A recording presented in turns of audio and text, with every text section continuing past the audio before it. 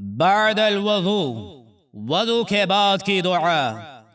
after wudu, أشهد أن لا إله إلا الله وحده لا شريك له وأشهد أن محمدا عبده ورسوله. اللهم اجعلني من التوابين واجعلني من المتطهرين.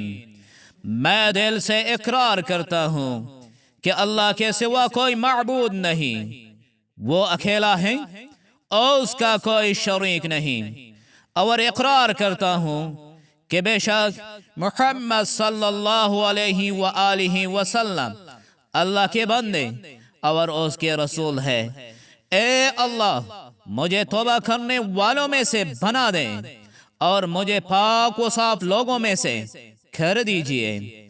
I bear witness that none has the right to be worshipped but Allah alone, who has no partner, and I bear witness that Muhammad is his slave and his messenger.